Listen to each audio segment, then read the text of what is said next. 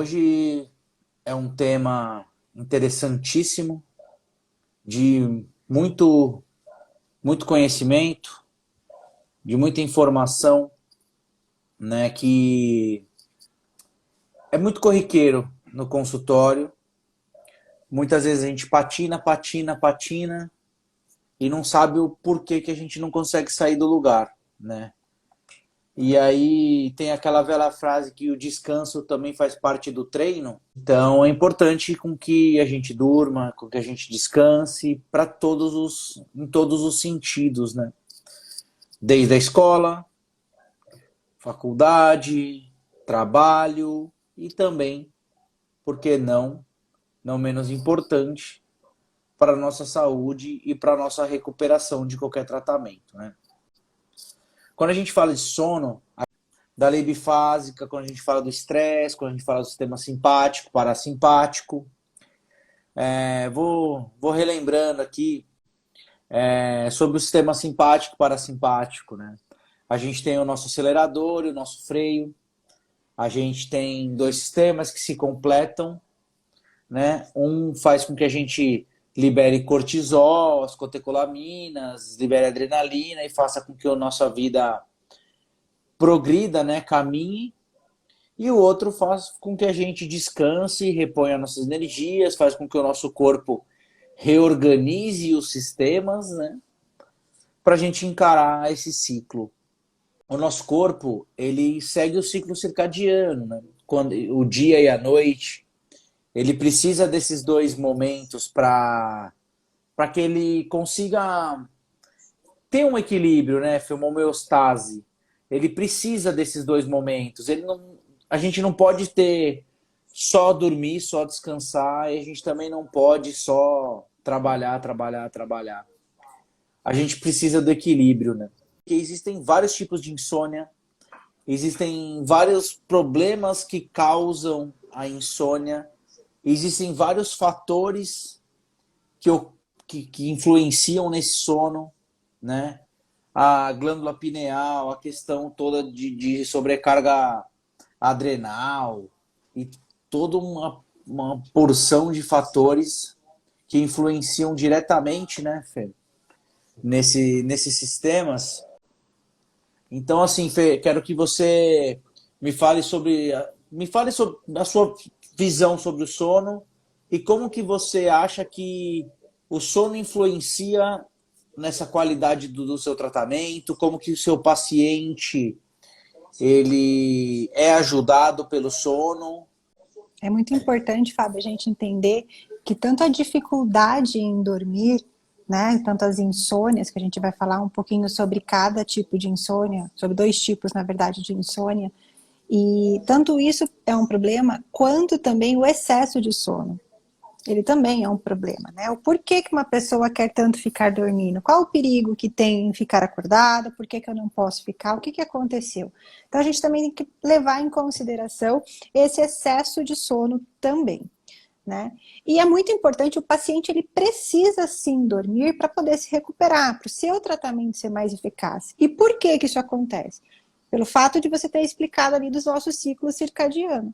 É durante a noite que o nosso sistema parasimpático ele está predominando e a partir desse momento nós vamos conseguir então fazer a reparação de todos os tecidos que se encontram, no nosso caso que trabalhamos com a fisioterapia ortopédica, né, basicamente, as dores musculoesqueléticas. Então vai ser nesse momento em que os tecidos eles vão estar sendo reparados num processo de cicatrização.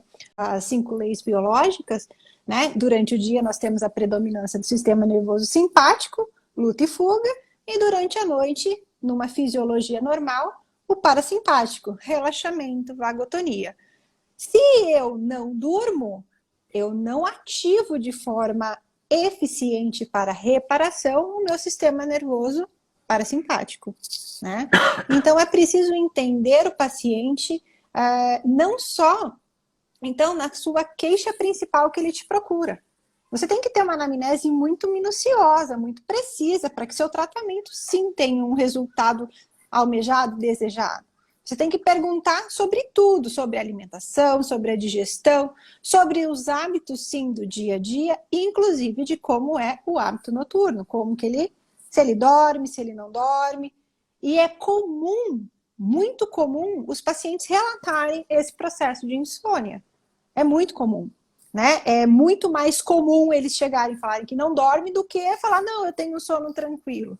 São poucos, na verdade, né, Fábio? Porque quando nos procuram, muitas vezes o estresse ele está muito ali elevado, e isso sim pode acarretar no sono, né? Então a gente tem que avaliar, sim, numa anamnese ali de atendimento, quais seriam, então, os fatores que também estão influenciando nesse processo de dor que o paciente te procurou. E Fê, quando você fala em músculo esquelético, eu acho que a gente pode dizer isso de qualquer área. Então, por exemplo, quem trabalha com pediatria, então eu trabalho com bebês. Se meu bebê não dorme, ele também não vai aproveitar. Os saltos de crescimento dos bebês são parasimpáticos, né? Todo fator de aprendizado motor, ele cria novas conexões neurais na fase parasimpática. Quando a gente fala de um paciente neurológico, nem estamos falando de um paciente psiquiátrico, mas estamos falando de um paciente neurológico, que teve um AVC ou qualquer coisa do gênero, ele também precisa desse fator aprendizado que também é parasimpático. Se a gente entrar na dermato, for falar de dermatologia, de quem trabalha com drenagem linfática, pode ter certeza que os benefícios dessa terapia vêm no sistema parasimpático. Até porque com um sistema de luta ou fuga, né, não me lembro de como isso poderia agregar. Quando a gente fala de aprendizado e quando a gente fala de processo de cura, tudo isso é parasimpático. Quando a gente entra nessa linha de precisa dormir, a importância do sono, eu na minha anamnese eu pergunto, você dorme bem? Como é seu sono? Geralmente a pessoa fala assim, como que você pontua isso, Fê, dentro dos tecidos, e tentando dar uma exemplificada para o pessoal entender melhor como que eu reconheço. Se eu pergunto isso para o meu paciente, numa anamnese, em que sentido eu consigo entender isso? Um dos pontos que eu sempre digo que é muito importante o paciente sim dormir para a gente ter bons resultados. A importância de você identificar a dificuldade desse paciente dormir. Né? Como você diz, essa pergunta, é difícil você dormir, você deita e não consegue dormir, ou você até tem facilidade, porém desperta por volta de 3, 4 horas da manhã. E às vezes a pessoa tem os dois. Eu tenho dificuldade para dormir e eu acordo também entre 3 e 4 da manhã. O que acontece é que a gente explica que na natureza, quando existe um perigo, um animal não dorme. Ele tem que ficar acordado.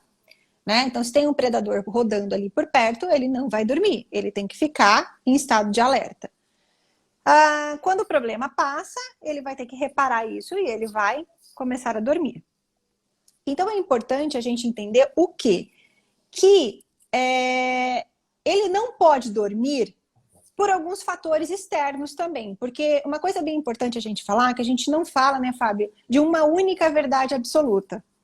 Né? A gente está falando de várias possibilidades, tudo embasado muitas coisas são embasadas nas 5 leis biológicas, mas a gente também fala de outras situações. Tem gente que não dorme por uma hiperestimulação de luz, de trabalho muito noturno, que altera o seu próprio funcionamento do ciclo circadiano, onde o sol baixa e você teria que dormir.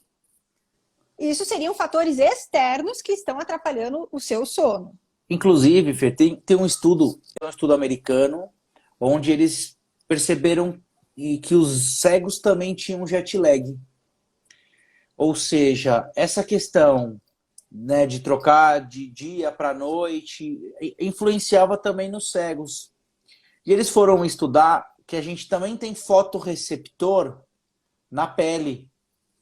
Então eles fizeram um experimento com a pessoa totalmente vendada, em um quarto totalmente escuro, com uma luz infravermelha na região poplítea, e eles perceberam que isso influenciava diretamente secreção, né, ou na produção da melatonina.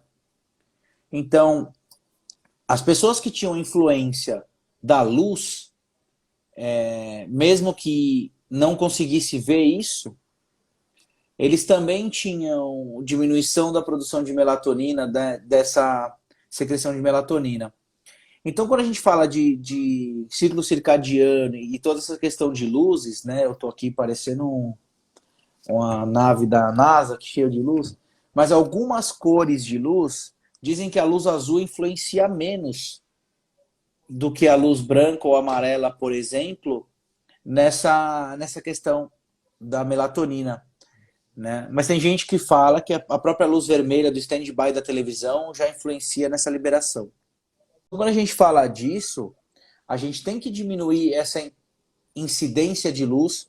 A nossa glândula pineal, ela é 100% fotodependente, né? Ela é influenciada diretamente pela luz, e ela que secreta, querendo ou não, essa melatonina. Ela fica na sala turca ali, e se não me engano foi Machado de Assis que falava que a glândula pineal é o cavalete da alma. Então, assim, a gente tem... Você vê como as coisas vão se conectando. Então, a gente está falando aqui das leis biológicas, que no fundo, está só retratando o que é a fisiologia de tudo isso que a gente está entendendo, né? Quando a gente gosta muito de conversar, e a gente percebeu que seria muito legal esses bate-papos nossos, porque a gente consegue linkar essas coisas, né? E quando a gente fala de hormônio e quando a gente fala de funcionamento do corpo, é muito difícil a gente desconectar dessa lei biológica, principalmente a lei bifásica, que eu acho que, para mim, foi muito esclarecedora. Quando eu estudei a primeira vez a lei bifásica, eu falei assim, então é isso. E aí consegui, né, entender. Acho que a maior dificuldade das pessoas é colocar isso como uma verdade absoluta, ou julgar quem coloca isso como uma verdade absoluta, e não saber diferenciar as fases e os tecidos, né? Porque em muitos tecidos a fase ativa não vai te dar esses sintomas. Quando a gente tem uma dificuldade de dormir, é quando a gente já está num processo de reparação, você só está em estado de vigília. Você já pode descansar, porém, você ainda fica naquela, prestando atenção, será que o leão foi embora mesmo? Tem que ficar um pouquinho atento. Porém, quando você desperta às 3, 4 da manhã, é porque algo está por acontecer e você precisa resolver e você não pode dormir. E aí que está a grande sacada do negócio. Se você está numa fase ativa, você tem que sair dela o quanto antes. Você tem que entender o que te despertou, por que você acordou naquele momento e tentar, de alguma forma, sair dessa fase ativa, dessa fase simpática que está gastando toda a sua energia. Porque os sintomas normalmente vão aparecer, tirando essa questão da insônia, depois. Porque daí vai depender muito da sua percepção do que você está passando para entender qual tecido estaria sendo acometido, e os sintomas normalmente apareceriam daí numa fase parasimpática, que seria pós-estresse. Então, quando a pessoa está acordando ali entre 3 e 4 da manhã, está um perigo rondando, e ela precisa tentar entender isso e tentar solucionar. Pensar, então, quais estratégias eu posso tomar, como que eu faço para resolver isso, mudar, às vezes, o ambiente em que você está inserido para que você possa conseguir fazer essa melhora, né? Mas é importante, então, a gente sempre entender o que eu e o Fábio, a gente sempre fala aqui, de entender o hiperestresse e tentar sair dele o quanto antes. Situações inesperadas, situações dramáticas, situações que nos impactam, nós não estamos livres disso acontecer. Vai acontecer. E nós vamos sentir. Só que a gente tem que tentar ficar o mínimo de tempo nesse aspecto para que a gente possa, então, se sentir melhor. É muito importante esse sono, essa reparação, para que o seu dia também consiga fluir, para que seus hormônios se equilibrem daí, né, Fábio? Que isso você pode explicar até melhor do que eu, para que você consiga entrar mais próximo de uma fisiologia normal de funcionamento do seu corpo e não fique nessa curva de fisiologia especial, que é justamente o que a lei bifásica explica. É uma alteração da fisiologia normal. Resumindo, se você tem que falar o que é a lei bifásica, é isso. É um funcionamento do corpo em uma fisiologia especial como estratégia de sobrevivência, né?